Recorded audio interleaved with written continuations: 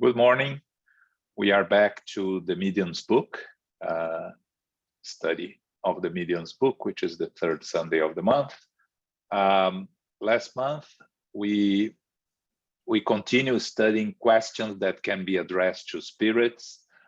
We discussed about questions related to the material aspects of our lives, what should and what we shouldn't ask. And today we're going to study concerning the fate of spirits. What can we ask to them about their own experiences and life in the spiritual world, which is a very interesting subject. Remember, this was Kardec in 1861, still learning how to deal with spirits in the spiritual world, receiving communications from mediums, and the codification at that time was built upon questions asked to the spirits. We talked a lot about nowadays, we don't, normally we don't invoke the spirits, we actually act more on the receiving end of what the communications they send us, either the suffering spirits or the mentors. But at that time, of course, in need of learning from the spirits, it was very natural and common to ask questions to the spirits. So that's what we are going to address here. Zoraida, you read for us today? Yes, of course. Concerning the fate of spirits, 292. 21. May we ask spirits for information about their situation in the spirit world?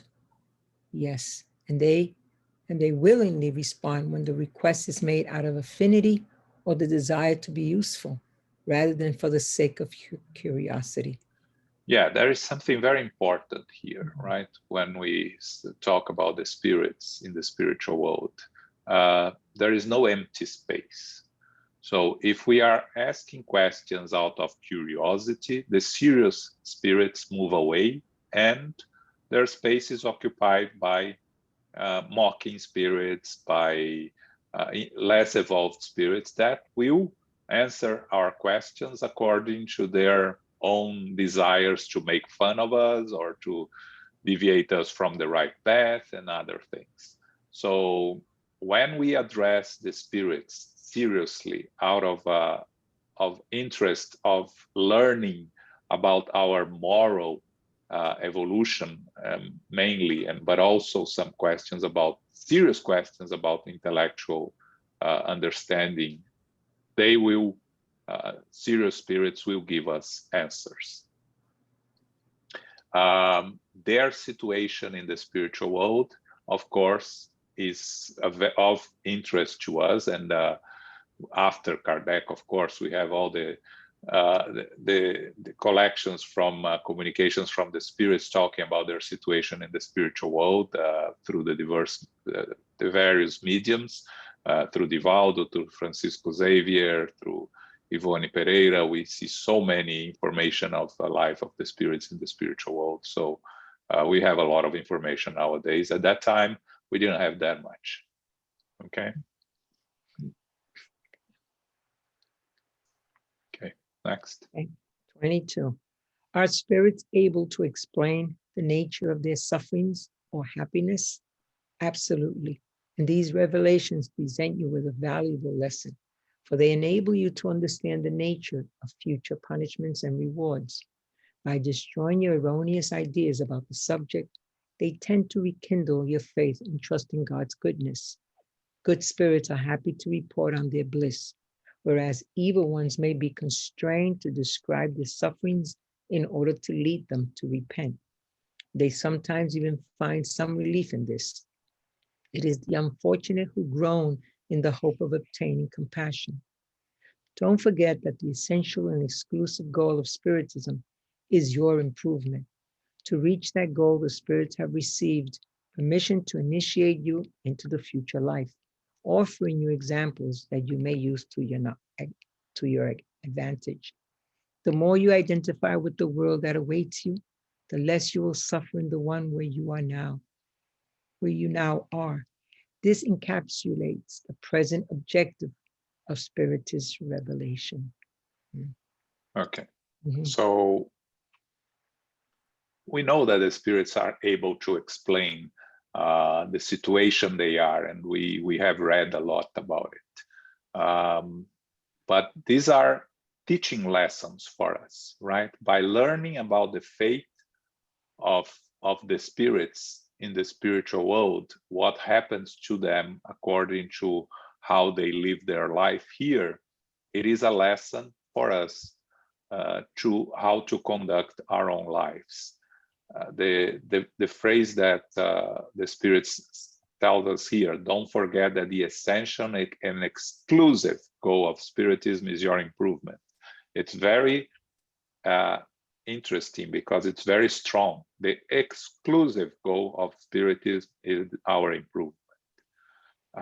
So for us to improve, how can we improve? And the spirits, by telling us about their own situation in the spiritual world, they'll help us if we take their lessons and we apply to our lives. We see half of the book, Heaven and Hell, is about spirits telling us their experiences in the spiritual world, divided by spirits from happy spirits to suffering spirits to hardened spirits to suicides and so on. So by studying their own experiences in the spiritual world, we can use these lessons to our improvement, to our better dealing with our physical lives, lives while we are incarnate. So the spirits come to us, the happy spirits telling us their lives in the spiritual world, their happy lives in the spiritual world, of course, continuing working. The suffering spirits, the ones that repent, the ones that are struggling, can tell us, because that's a way for them to alleviate their pains, right? Same way we do here sometimes when we need to go to a psychologist, a psychiatrist, to tell about our struggles and to receive help, and by telling them we feel better.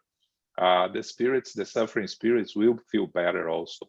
The ones that repent and are struggling. Of course, there are the hardened spirits that haven't found yet a way to repent.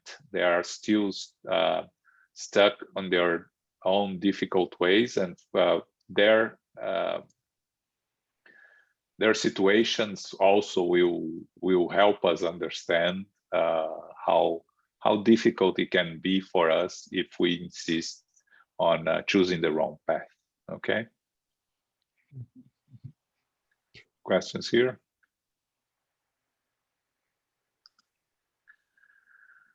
Okay. 23. By evoking persons about whose fate we are uncertain, may we know whether or not they are still alive? Yes, if the uncertainty about their death is not a necessity or trial for those who are interested in knowing about it. If they have died, can they report the circumstances of their death in a way that can be verified? If it is important, they can. Otherwise, they won't bother. Experience has shown in such cases that a spirit may not at all be impressed by our interest as to the circumstances of its death. If it wishes to reveal them, it will do so by itself, by providing the most precise information, whether through a medium or through visions and apparitions. Otherwise, a deceptive spirit can perfectly well take its place and amuse itself by providing worthless information. The disappearance of individuals whose death cannot be officially proven often creates difficulties in family affairs. Only in rare and exceptional cases have we seen spirits provide worthwhile clues when questioned. If they wanted to, they no doubt could. However, they're almost always forbidden to when the difficulties comprise trials for those who would rather avoid them. Thus, one would be mistaken to have fanciful hopes of obtaining an inheritance by this means, where the sole positive result is the money spent on such pursuit.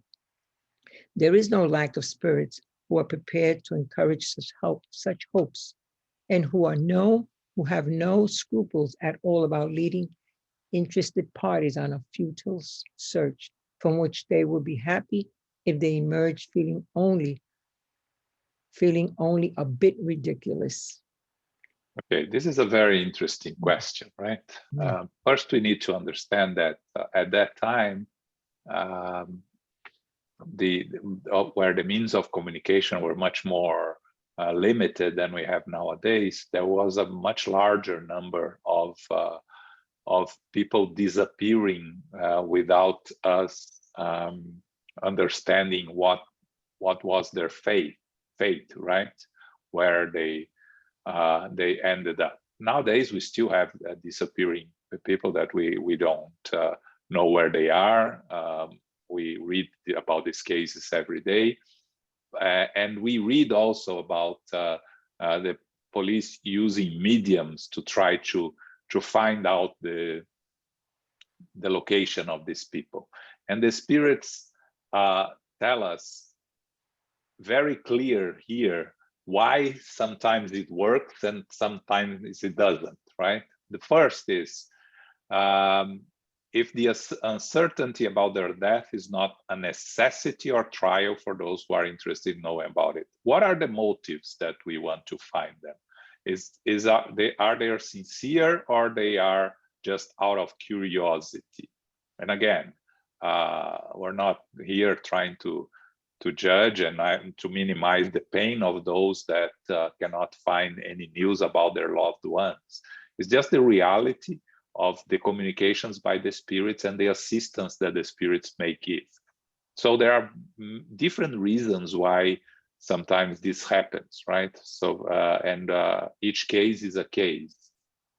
But a spirit that has died and it's not known their death, they can communicate and tell about their death, or if it's important, or if they are not in any condition of communicating, which is probably most of the cases of these spirits that died in these difficult situations, then either someone that knows them can communicate, or there will be no communication at all. Again, we go back to deceptive spirits, right? Every time we ask a question, we have mocking spirits that will try to play jokes and will try to make fun of us without any regard to the suffering of those involved. So you see these mediums receiving messages, or where we can find the bodies that are buried somewhere, and then many times the police go there and cannot find anything. Did the medium deceive them, or was the medium deceived by a spirit? Again, can be both, right? But there is many times that the medium can be deceived. Sometimes the mediums will provide the correct information, and we see some of these most famous mediums is still, it's including cases that became TV series, like the famous Alison Dubois, the medium, right? The series on TV that she used to collaborate with the police, and many times she was right, and sometimes she couldn't help the police. Again, it's all explained here, right? The information we receive from the spiritual world, we cannot guarantee that it's 100% true, right? We don't know the spirits that are communicating. So by understanding that, it makes it easier for us to deal with the situation. What happens is that people that do not understand how the spiritual world works and how mediums relate to spirits, they reach conclusions on their own that it is all fake, or wow, I believe that the medium is is really someone that is in deep connection with the spiritual world. And you know, in spirit is we demystify mediumship, understanding that the medium is just someone like us, and the spirits are just us on the other side. So the same way we can be deceived here by incarnate spirits, we can be deceived by discarnate spirits, or we can receive true information from spirits that are interested in helping us if our intentions are sincere, honest, and will help us, those that need to receive help. Right? It's very clear how Spiritism teaches us how to deal with these situations. But of course, it's much harder to explain for those that are not very familiar and really not very interested in learning, in a deeper learning of how mediumship works and the consequences of how to use this mediumship. Okay. Yeah. Comments, questions here? Okay. We go to another subject that is also very interesting and also very controversial: health. Yes. Concerning health, 293:24. May spirits offer advice on health? We need our health in order to fulfill our work while on earth, and that is why spirits willingly concern themselves with it. However, since they are both ignorant and knowledgeable ones, in this case, as in all others, it is wise not to address the first one who appears. Again, of course, medicine nowadays is much more advanced than it was in the middle of the 19th century. But still, there are people that go to psychics and mediums to receive information about their health, because they cannot find, the medical field cannot find a cure, cannot find an answer, so they go to mediums. And in the same way that we've been discussing here, can the spirits provide real information on our health? Yes, they can. Can they deceive us? Yes, they can. You know, there are people here, incarnate ones, that try to take advantage of us without any concern for our well-being. The same way, there will be spirits that will provide information that is just to deceive us, to make fun of us, even if it's dealing with our health situation. So we have to be very careful when we receive information from the spirits. Again, the intention, the medium, the whole situation, there is a lot of things to take into consideration. Those that go to healing mediums, right, which is something that is very popular also, right, to receive treatment. Why some work, some don't, and why some mediums are able to provide assistance, some mediums are not able to provide.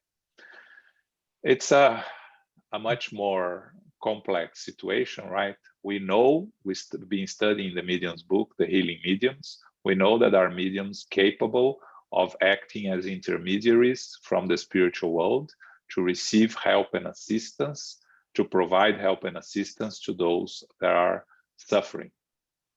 But on the side of the patient, there are three different situations, right? If the patient is in need of help, deserves the help and assistance, and it is time for them to overcome their health issues, they are going to receive the assistance from the spirits, and they are going to be successful. If it's a trial that they still have to go through, that it's still something that they need more to learn from it, then it's not going to work. And if someone goes there for the sake of curiosity, trying to debunk the medium or trying to test the medium, it's very likely that they won't receive any help, because the vibration that you are emitting doesn't allow the superior spirits to connect to you. Now, one of the most famous mediums here in the US, Edgar Cayce, he used to receive prescriptions, right, from the spiritual world to help those that were there looking for help and assistance. And again, you read about the cases of Edgar Cayce.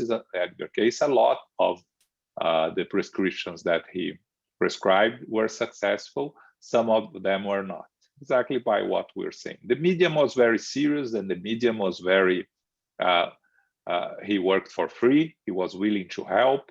He used to, his work, he dedicated his time to help those in need. So you had all that part in terms of the spirits trying to help and assist him.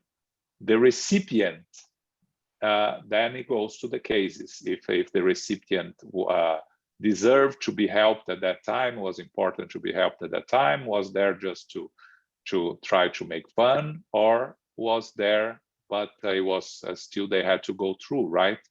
We know that there are experiences that we have to go through in our lives that it's a way for us to learn and to progress, and sometimes it's not still the end of our trial, so we have to go through. So again, if you ask me, should we go for a medium to ask for assistance on our health issues? Yes, but always remembering that the regular medicine, it's our first step. Elmo is not here, but he will always say, you exhaust all the avenues through regular medicine, homeopathic or allopathic, and then if the regular medicine cannot find anything, then you go to a medium and try to receive help and assistance. Yes. We treat in our Spiritist Center, we have our fraternal assistance meetings every Monday that we provide assistance and healing through passes. We always say it has to be combined with the medical assistance. We are trying to harmonize the energies. We treat the spiritual body, not the physical body. So it depends also on what you are looking to treat, your spiritual eternal being or your physical being for this incarnation. That's a very important distinction also. Okay. Questions here?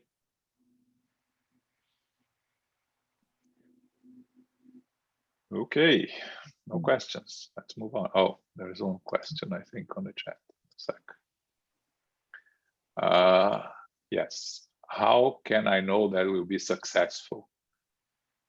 You cannot know if it's going to be successful, but if you are really sincere in your intention, you really believe that you are going to receive the assistance, it's more likely that it will be successful, but it's never guaranteed, because you don't know. Sometimes we have to go through these trials and these experiences that will help us, and we will only know later, looking back, why we had to go through. But for sure, the desire, the sincere intentions, and the openness to receive the assistance will play a very important part and will help. You hear about stories on these mediums, people that go to them, these healing mediums, and are cured when medicine cannot cure them. So it was time for them. They went, they looked for the help, and they were open to receive the assistance. Sometimes it's not. So, sometimes we have to go through the experience. It's hard, it's painful, and people get frustrated, even disillusioned. But what we can do is learn and open ourselves to the assistance of the spiritual benefactors, and they will provide all the assistance that we need, not always the assistance that we want, because sometimes what we need is not what we want. Mm. Okay.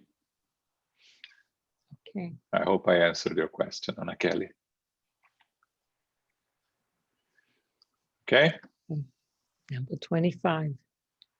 If we address the matter to the spirit of a famous doctor, would we be more certain of obtaining good advice?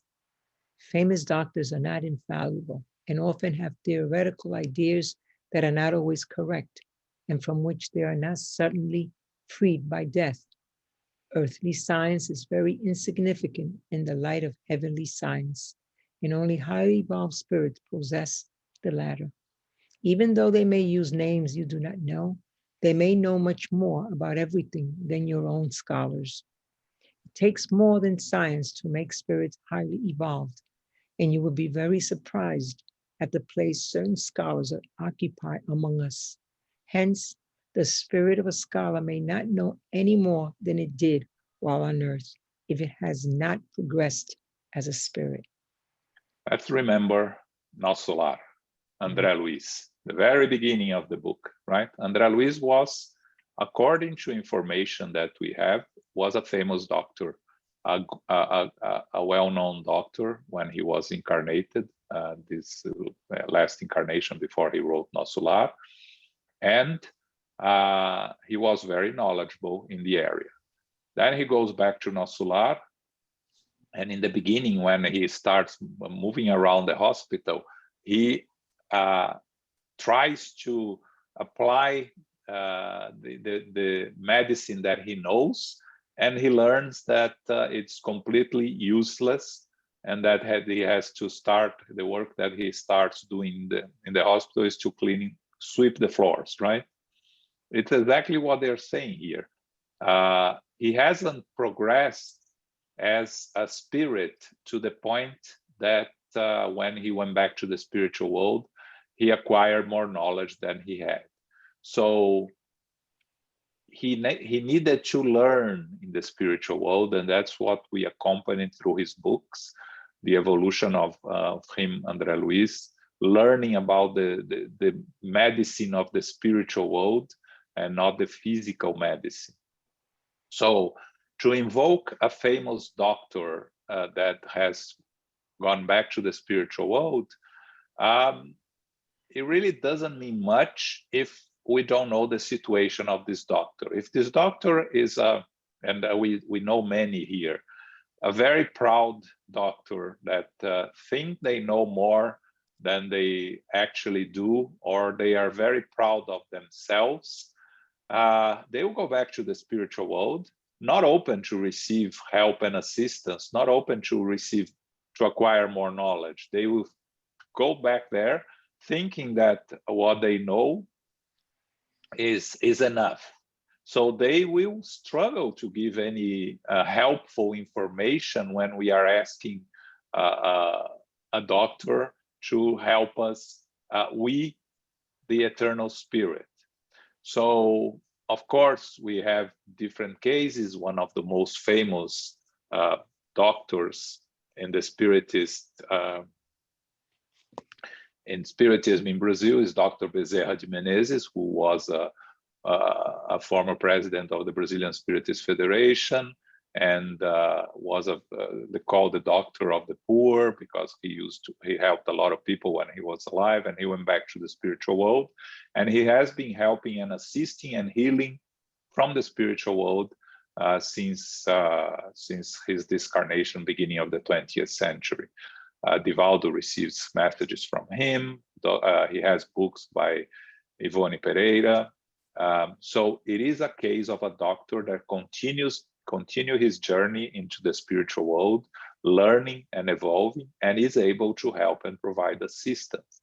But again, to invoke a doctor that we don't know what's their situation in the spiritual world, it doesn't really help us much. What we should do is just ask for help in general, right? Ask for our spiritual guides, our spiritual protectors, for help and assistance to whatever we are in need, so that they will be the vehicles that will take our requests to the proper assistance that we need to receive.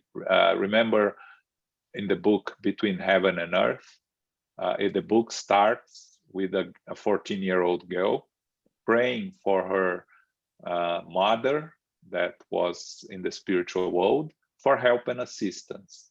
And the mother was actually the obsessor of her stepmother and could not even hear her appeals. But because of the sincerity of her appeals and because she deserved the assistance, the prayer was taken to a group of spirits that were there help and ready to help and assist her. And that's where we have all the book, the story, which is a beautiful book that we're going to study after we finish Liberation. So it shows prayer is always important. And even if we send the prayers to those spirits that cannot help us for different reasons, if the prayer is sincere and if we deserve to be assisted, we are going to receive the assistance from other sources. Okay. Okay. All right. Number 26. Next. Yes. 26. As spirits, do scholars realize their scientific errors? If they have reached a sufficiently high degree to let go of their vanity and to understand that their development is not yet complete, they realize them and confess them without being ashamed. If they are not sufficiently dematerialized, however, they may retain some of their earthly prejudices. Yeah, that's what I just mentioned, right? So this, not only doctors, but the scholars, right? Do they realize their scientific errors? Depend on how humble they are, how much they are willing to continue learning when they are back in the spiritual world, because the opportunities are there. They will have an opportunity to analyze everything that they have, the work that they have done here, and they will receive the guidance on what they did, if it was correct or if it was incomplete. But if they are proud of themselves, they believe they know everything, and they go back to the spiritual world, and many of these doctors don't even believe that there is an afterlife, they will struggle. They will struggle a lot back in the spiritual world until they realize that life continues, that they have an opportunity there to continue their learning and their work. But it may take a long while, and it can even take a new reincarnation before they are aware of what's happening to them. Again, each case is a case. But if someone is humble enough and it's curious enough to continue learning, they will continue learning in the spiritual world. They will recognize their own mistakes and work to improve them and to assist those that are continuing their work here in the physical world. Okay. Okay, 27. If doctors were to evoke their deceased clients, could they receive an explanation from them about the cause of their deaths, the mistakes they may have committed in treating them, and thereby increase their knowledge? They could, and it would be very useful, especially if they were assisted by enlightened spirits who could supplement the knowledge they lacked concerning certain illnesses. However, it would be necessary to do such studies in a serious and studious manner and with a humanitarian purpose, not as a means of acquiring knowledge and wealth without having to work for it. That's a very interesting answer from the spirits, right? So for here we have a lot of parts, right? First, the doctors were to evoke their deceased clients. You need a doctor that believes that there is life, the life continues, that they can communicate with their former patients, that the patient is in a condition to give the communication, that the patient is aware of the cause of their death. If it's going to be helpful to the doctor in terms of learning, in terms of using his work to improve others. Serious and assiduous manner and with a humanitarian purpose. So you see here, by saying all of this, it kind of eliminates most of the doctors and most of the patients. So it will be very exceptional cases that the patient will tell the doctor the cause of their death. Again, at the time of Kardec that he asked, medicine was very in the very beginning. So a lot of the deaths, they had no idea what caused the death.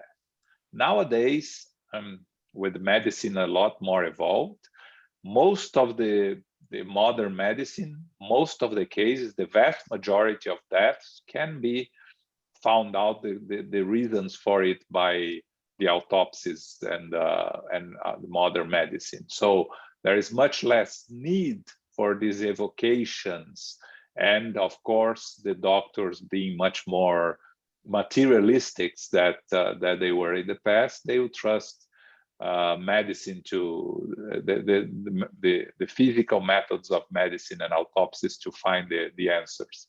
But again, let's talk about Elmo, who's not here, right? That works as an assistant physician.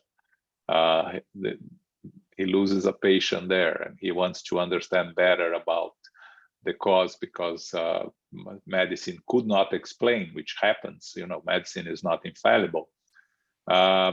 Could he do a serious inquiry? He could. He wouldn't, but he could. Because Elmo believes that the communications come from there to here, and the invocations are risky because you don't know what spirits are going to come from the other side. But again, he will do in a serious and with a serious way, with a humanitarian purpose. He may receive the answer that he needs. But and then again, you have to trust the spirit, trust the medium. A lot of ifs and buts too. To be comfortable with these things. And one thing that it's very important for us to keep in mind, right? The good spirits are concerned about our evolution as eternal spirits. An incarnation is a very short period of time. They will try to help us if we are serious and trying to evolve, and if we need the help to overcome our challenges. But for things that are not important to our eternal evolution as spirits, they are not going to provide assistance, because we have to do our work, right? The end of the answer here. Not as a means of acquiring knowledge and wealth without having to work for it. We have to do our part. If we do our part, we will receive the assistance of the serious and good spirits. But if we want the assistance of the spirits for shortcuts, then we won't have the assistance of serious spirits, but we may have from not very serious spirits. Okay. Okay. All right. Not many questions today. I think we are good to go here. Okay. Concerning inventions and discoveries, 294, 28. Can spirits provide guidance in scientific research and discoveries? Science is the work of genius and must only be acquired through work, because that is the only way humans advance on their path. What would they merit if all they had to do was question spirits in order to know everything. Any imbecile could become learned at that price. The same applies to inventions and industrial discoveries. Nevertheless, there is another consideration. Each thing must come in its own time, and when minds are generally matured enough to receive it. If inventors were able to get answers directly from spirits, they would subvert the natural order of things and cause fruit to be brought before its proper time. God said to the man and woman, "You shall earn your bread with the sweat of your brow," an admirable image that outlines the human condition in this world. Humans must progress in everything by working for it. If everything were given to them entirely finished, how would that serve their intelligence? It would be like a school child whose homework was done by someone else. That's a very good Yeah. question and very good answer by the spirits, because it helps us understand how scientific progress happens in our world, right? So the first thing is we need to do our part, right? The work of a genius is 90% perspiration and 10% inspiration. Someone said, I think it was Einstein, right? The 90% perspiration is our work. If we do our part, we will receive the assistance of the spiritual benefactors. Again, inspiration comes from the spirits helping and assisting us. Intuition comes from ourselves, from our own subconscious or semi-conscious minds. So everything has to happen at the proper time. The progress doesn't go in leaps and bounds. It goes continuously. So it wouldn't make sense for the spirits to bring us something we are not prepared to deal with. So the progress is made here in the physical world and in the spiritual world at the same time. We read a lot of André Luiz talking about things, fascinating things he sees in the spiritual world. You know, he describes a plasma TV in 1940, right? By the way he describes the something that he was seeing there in the spiritual world. And we see the plasma TV 60 years later.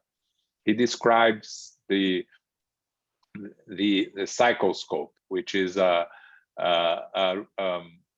gadget to be able to see the mental energies of the incarnates. We don't have this yet. We are going to have one day. We have some instruments like the Kirlian that can read the aura, right? Can see the colors of the aura. Again, aura are energies emanated from a person. It's not vibrations. So everything that is there in the spiritual world that is before our time, we will eventually achieve here, and we'll have the assistance of the spiritual benefactors. So those working on the plasma TV, they were assisted by the spirits that already knew the technology in the spiritual world and were able to inspire them, but when they were doing their work, right? So there is no help and assistance from the spirits if we sit at our chair and open ourselves to the spirits and ask them, just bring me something that I can discover without us doing any work. The assistance happens for those that are working there, and the spirits are very direct here. Any imbecile could become learned at that price if the spirits could give us anything, right? Each thing must come on its own time, and when minds are generally mature enough to receive it. So you need to be prepared to deal with the inspiration that comes, to know what to do with it, right? Because again, if if they were doing our work for us, it would subvert the natural order of things, as they say here, right? And this goes beyond scientific research and discoveries, everything in our lives, right? Music, works in other areas. It doesn't need to be scientific and discoveries. It can be everything that applies to our regular work, like teachers, right? Can they be guided by spirits on how to better educate their students? Yes, I'm sure they are, as long as they're doing their part. So this is important to understand, that the spirits are there and are helping us at all times, but we have to do our work. You shall earn your bread with the sweat of your brow.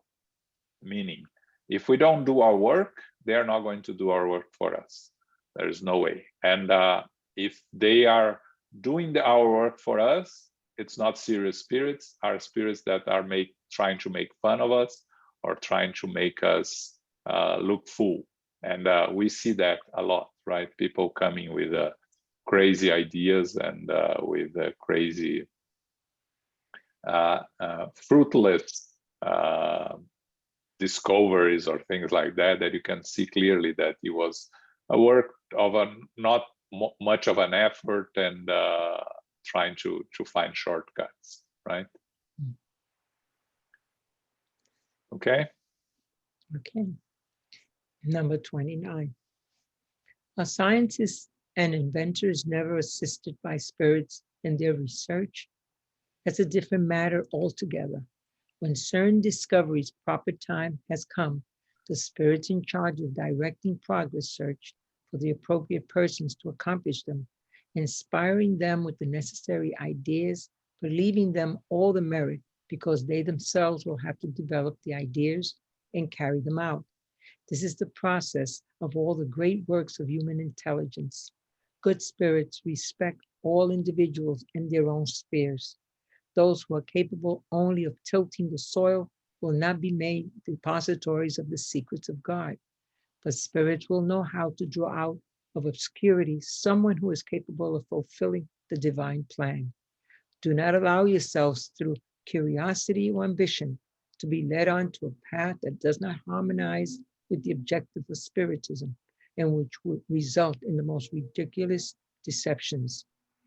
A more precise understanding of spiritism has calmed the fever for discoveries which, in its beginning, many individuals pride themselves for having made through it. There were people who have even asked spirits for recipes of how to dye and restore hair, to heal corns, etc. We have seen many who believed that they were about to make a fortune, but only reaped results that made them look ridiculous. The same thing applies when someone wants to penetrate the mystery of the origin of things with the help of spirits. Certain spirits indeed have their own theories about it, but they are not any more valuable than those of humans and must be received with much caution. Yeah, so then Kardec asked the spirits. So the scientists and inventors are never assisted by spirits, and in the research, the spirit said, this is a different matter.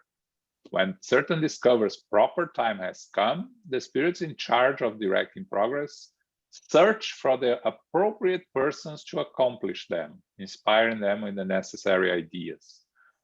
Again, the merit is always for those that made the hard work, right? Nothing is going to fall on our laps without us making the proper work. The spirits are going to help and assist those that are doing the hard work. The 10% inspiration that will come from the spirits, but the merit is all on the workers. Again, it's different from psychographic book that a spirit dictates the whole story and the medium is just there being the intermediary, right? But the medium has just the merit of being available and of being open to do the work. But the spirit has done all the work, has told the story, has given all the information. This is different. This is someone working hard on their own field whatever the field is, and receiving the assistance from the spirits for the final push, for the acquiring of what is needed to complete the task, complete the work. Again, understanding that progress doesn't happen in leaps and bounds, so it happens in a continuous progress. So the spirits will help us when we are on the path of achieving the results that are needed. But we have to be careful not to ask for silly things. Kardec gives a couple of examples in his commentary here in the bottom, right? That people were asking spirits on how to dye and restore hair or to heal corns, so forth and so on. It hasn't changed. We still have people going to psychics asking for these things, right? Asking for numbers of the lottery that we're going to study in the next item, asking for easy ways to get rich, asking where hidden fortunes are, and we are going to see that in the next. But when we are seriously asking the spirits for things that can help us progress morally and intellectually, then we are going to receive the assistance that we need. But when we ask futile questions or silly for silly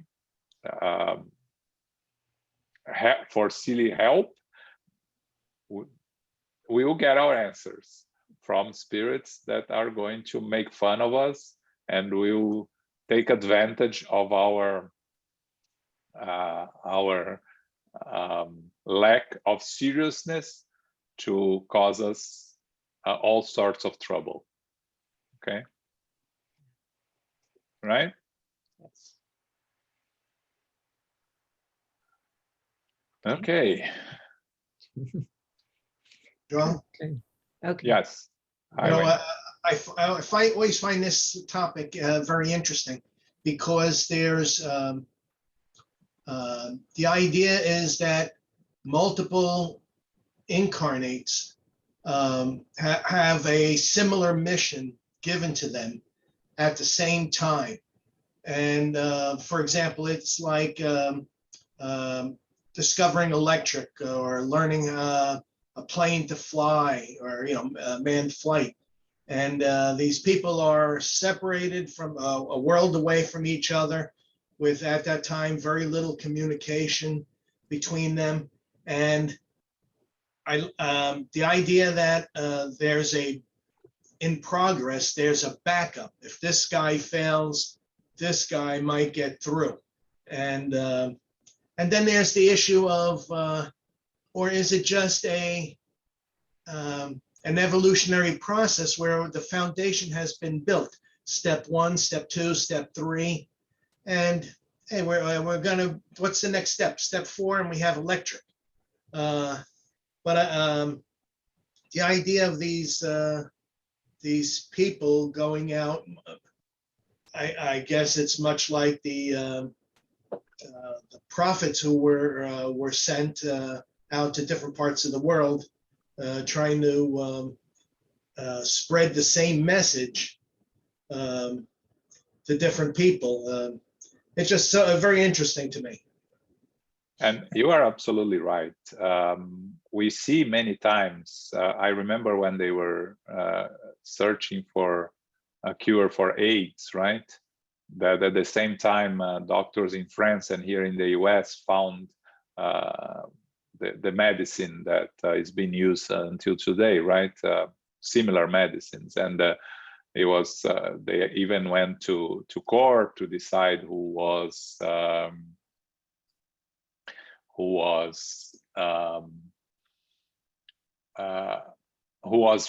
had the rights. The spiritual world has a plan B always, right? Because we are imperfect spirits and we have our free will, they cannot put all their effort in one person, because that person may deviate from the path and they lose their work. So they will use more than one source to fulfill the work. And we mentioned this before about Spiritism itself, right? Allan Kardec was the codifier of Spiritism, but there was a plan B. We find it written that the spirits gave the mission to Kardec, but if Kardec failed, there was a plan B. There was another person that would be responsible for codifying Spiritism, which was Leon Denis.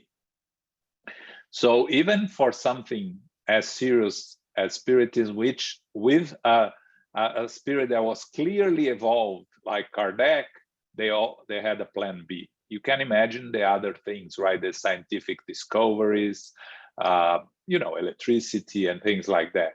Of course, they will put their efforts more on the person that is more likely to succeed and is more advanced in the progress, but they will always have alternatives. They will always have different people in different places throughout the world to achieve what is needed for the progress, right? If something has to come, let's say, it's time for us, humanity has been working very hard to find a cure for X disease, right? And it reached a point that the medicine it's time for us to find the medicine. So there are 3 different groups studying it. They are going to help all 3 of them to get there. Someone will get there first, but if someone in this first fails, the second one will be helped and assisted. Yes, so there is always a plan B. I said that in one of our Thursday studies, right? The only plan that does not have, the only part that didn't have a plan B was the coming of Jesus, because a perfect spirit doesn't need a plan B, because it will always work according to the plan, right? But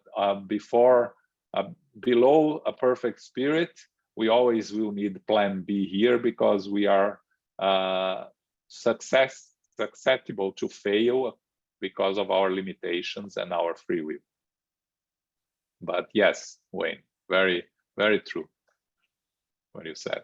There is a random question here from Anna Kelly, where I can find Spiritist movies in English.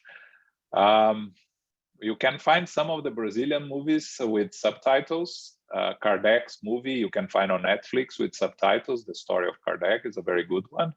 And you can, there is no Spiritist movie in English, but there are Hollywood movies that are very true to what Spiritism teaches, like The Others, like The Sixth Sense, Ghost, the first of all, What Dreams May Come.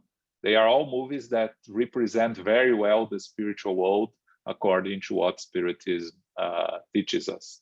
But the Spiritist movies, they are only being produced in Brazil at this time. So you can find them with subtitles, but not in English yet. Okay.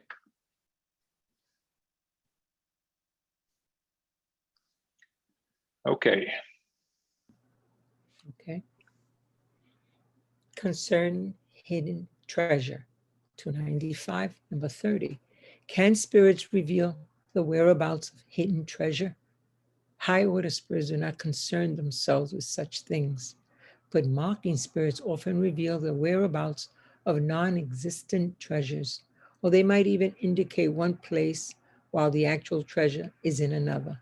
Ironically, that has its usefulness in order to show that true fortune is in labor. If Providence destinies hidden wealth to someone, that person will find it naturally and not by some other means.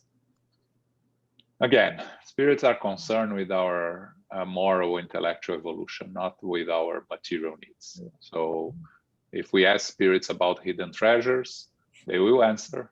But what type of spirit will answer? The mocking ones, the inferior ones, the ones to cause us pain and suffering, or to make fun of us. So we will be misguided by them. We even may find a wealth or a fortune by these inferior spirits if they know that this would cause us more pain than good, because they have this, they can see a little bit further in the spiritual world, and if they know ourselves, sometimes our inner thoughts, and they know that if we become suddenly rich, we are going to cause more harm to ourselves than by not acquiring fortune.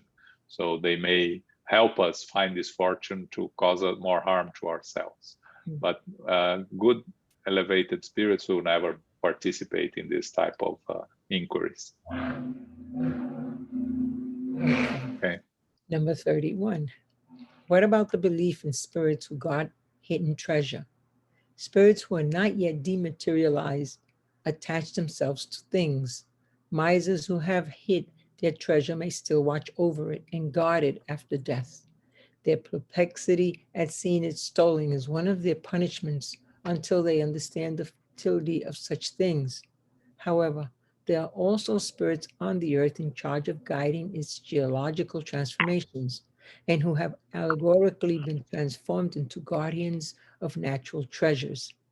The issue of hidden treasure is the same as that involving unknown inheritance. Someone would have to be insane to count on the fright revelations that can come from the scoundrels of the invisible world. We have already stated that when spirits want to or are able to make such revelations, they do so spontaneously and do not require mediums. Here is an example. A lady lost her husband after 30 years of marriage and was threatened with being expelled from her home without resources by her stepsons, for whom she had been like a second mother. She was extremely desperate, and one night her husband appeared to her and invited her to follow him into his office. There he showed her his writing desk, which was still sealed shut, and providing her with second sight, he showed her what was inside. He pointed out a secret drawer that she had not known about and explained how it worked, adding, "I foresaw what is happening and wanted to assure you of your inheritance. My will is in this drawer, and I have left you the full use of this house and an income of..." Then he disappeared. When the day arrived to remove the judicial seals, no one could open the drawer. The lady then told what had happened. She opened the drawer according to her husband's instructions and found that the will conformed to what he had said. Interesting case, Yeah. right? Yes. So first thing, those that are attached too much importance to material things, to their fortunes, that guard their fortunes, like they say, the misers who had hid their treasure. Remember, we just studied in the book In the Greater World, right? When André Luiz finds his grandfather, who's still carrying his treasure in the lower zones, carrying a lot of mud, thinking they are coins, and it's for the fortune that he was guarding with all his will, without understanding, kind of in a altered state of mind in the spiritual world, in a crazy mind, let's say. So the same thing happens with those that are too attached to their material belongings, and they will try to hide their treasure from others, in a sense. Of course, being in the spiritual world, that doesn't make it easy, but they will try to find ways to hide their treasures. But the punishment they may receive, right, the consequence of their own acts, is seeing their fortune being wasted by others, misused by others. Sometimes that's their punishment. Again, punishment is not a God's punishment. It's just a natural law, cause and consequence. You do things, and then there are consequences for that. And then Kardec gives us this very interesting story of a lady that in this case, she didn't ask for anything. It came to her. She was desperate because she was going to be thrown away from her house that she lived with her husband for 30 years by the stepsons, that ungrateful stepsons that wanted to take away what she had because she was not their mother.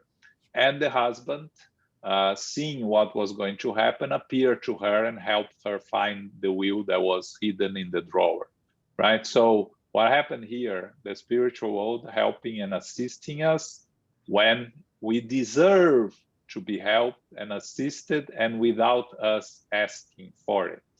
That is the example that Kardec gives to us, which is important to understand. When we deserve, we are going to receive the assistance we deserve and need. We're going to receive the assistance.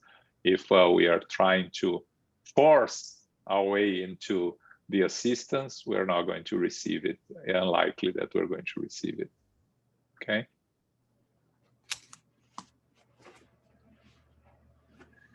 Okay, other worlds. Okay. Concerning other worlds, 296, 32. How far can we trust spirits' descriptions of other worlds? It depends on the true evolutionary degree of the spirits who provide them.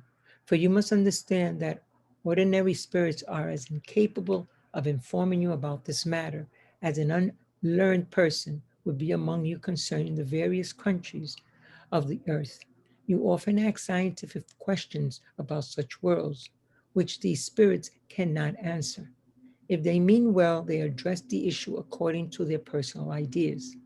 If they are frivolous, they have fun at providing you with bizarre, fantastic descriptions drawn from their own imagination and report on many matters that have nothing real about them. They are as imaginative in their discarnate state as they were on earth. Nonetheless, don't believe it is completely impossible to obtain information about other worlds. Good spirits love to describe the ones they inhabit in order to provide instruction to help you evolve and to place you on the path that will lead you to them. It is a way for them to concentrate your ideas concerning the future and not to leave you in a vacuum. How can we be sure about the accuracy of these descriptions? The best means is their agreement among themselves. But you must remember that they have your moral improvement as their goal. Thus, it is concerning the moral state of the inhabitants about whom they can best inform you and not the physical or geological structure of those globes. With your current understanding, you could not comprehend it anyway. Knowing about such structure would not help your progress in this world, and you will be fully capable of it when you are there someday. Questions about the physical composition and, yes, astronomical conditions of worlds involve the field of scientific research, and spirits will not spare us any work on the subject. Otherwise, a particular astronomer would find it very convenient to ask spirits to make calculations for him, which afterwards he would undoubtedly not admit had happened. If through revelation spirits can spare someone some work on a particular discovery, they would probably do so for a scholar who is sufficiently modest to acknowledge the source openly and not for the benefit of those who are proud, who would deny spirits' involvement and for whom, to the contrary, they often reserve the disappointments of self-centeredness. Okay, so that's a very interesting subject, right? Concerning other worlds. Well, first we need to understand that the vast majority of us incarnated here on Earth and those surrounding Earth are spirits that are connected to the planet Earth. So we live on Earth, we go back to the spiritual world, we stay around Earth, and we come back to a new reincarnation on Earth. So this is all we know and understand at our stage of evolution. So if we start asking those spirits about other worlds, as they say here, it will be the same thing as asking among us concerning various countries of the earth. So let's say you ask me about Sri Lanka. I can either tell you that I've never been to the place, so I have no idea how it is. I can tell you things I learned from nowadays researching on internet or hearing from others, or I can create my own stories, tell you that I've been there, that it's A, B, and C, according to my desire of deceiving or to making fun or to making myself more important than I really am. So that's an example of how the spirits will answer to us, right? The spirits that are more evolved will give us descriptions of these other worlds according to our needs and according to our ability to understand. How can you describe life in Saturn if we don't fully understand the concept of different dimensions, of different states of matter? So what the spirits tells us is all worlds are inhabited by spirits. All celestial bodies are inhabited by spirits. Not all of them by incarnated spirits. Many of them by incarnated spirits. But as far as we have the ability to understand how does it work, that pretty much as far as we can get, right? So we are going outside Earth to, with our scientific advancements, with the Hubble telescope, with the other inventions, and discovering more and more about these other worlds. You know, we know Saturn, say Saturn is a gas planet, right? So how can we live immersed in gas? For us, looking at our physical bodies, we cannot imagine that. But how can fish live in the deep ocean without any light? They can, right? So how can? It's a possibility. It's just something that, as they say here, with your current understanding, you would not comprehend anyway. Francisco Xavier brought through his mother brought to him some information about life in Jupiter. There is some books, I think, by Brother X, Humberto de Campos, about life in Mars, but it's a very limited information and in according to our capacity of understanding. And even in our limited capacity of understanding, we struggle to understand what they are saying, and we struggle to make sense of it, because we tend to think with our physical bodies, with our understanding of our physical bodies here on planet Earth, or with our perispiritual bodies. Again, remember the perispirit, the matter of the perispirit is adapted to each planet. So if we move to a different planet, we will have a different perispirit according to the matter of that planet. So all these limitations make it very difficult for the spirits to explain to us about other worlds. Again, for those that have the knowledge of have been there, more evolved spirits, and they will ask themselves, what are we going to learn from it? How useful it is for us to receive this type of information at our stage of evolution?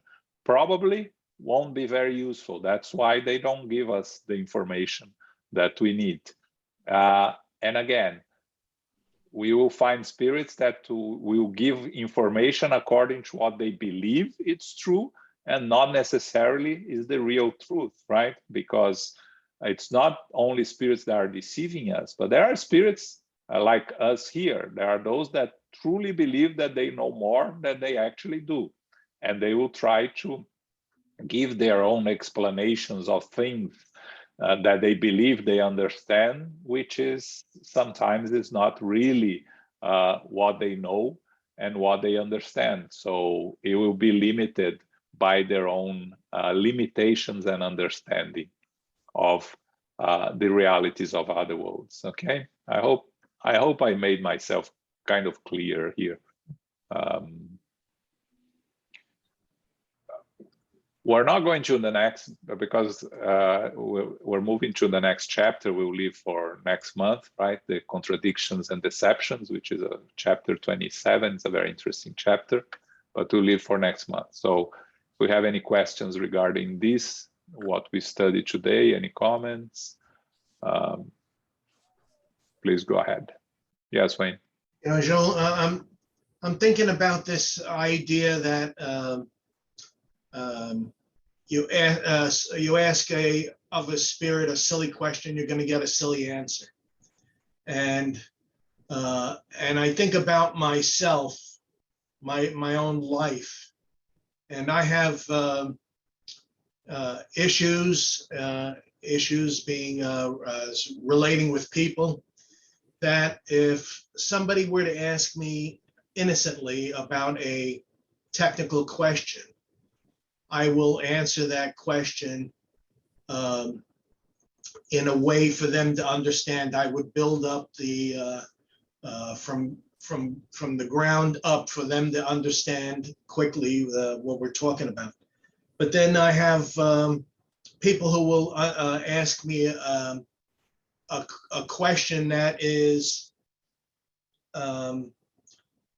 like if you were if it was a building, 1, 2, 3, 4, 5, they would ask me question number 3 without asking me they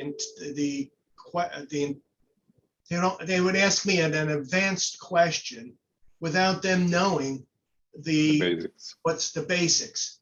And I realize this, and to my fault, I'm like one of those spirits that will jerk the person around.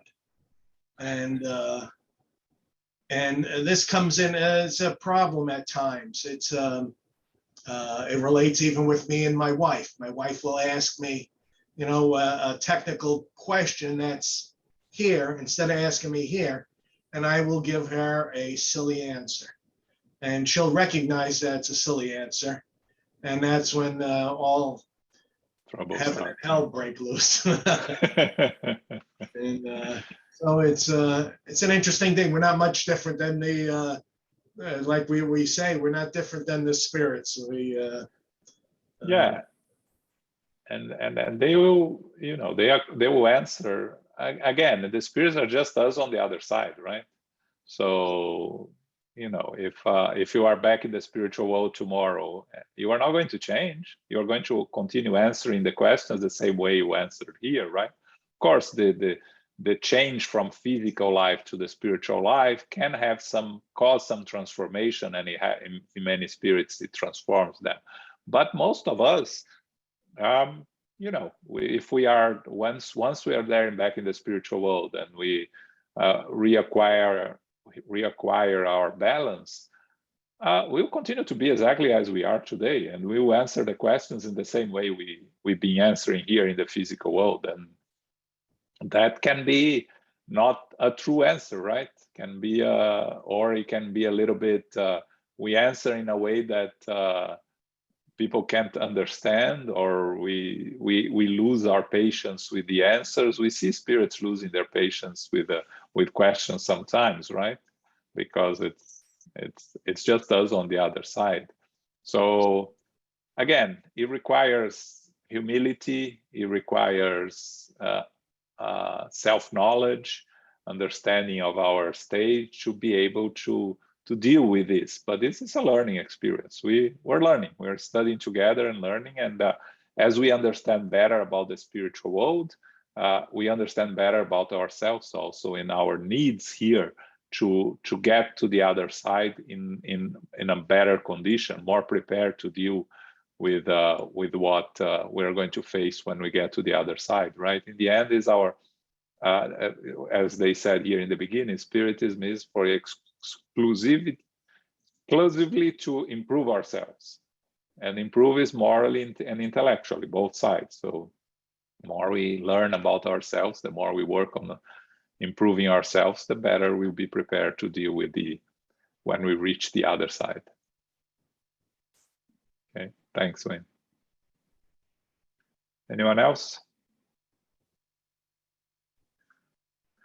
Okay, so next Sunday is the last Sunday of the month, so we'll have our Q&A session.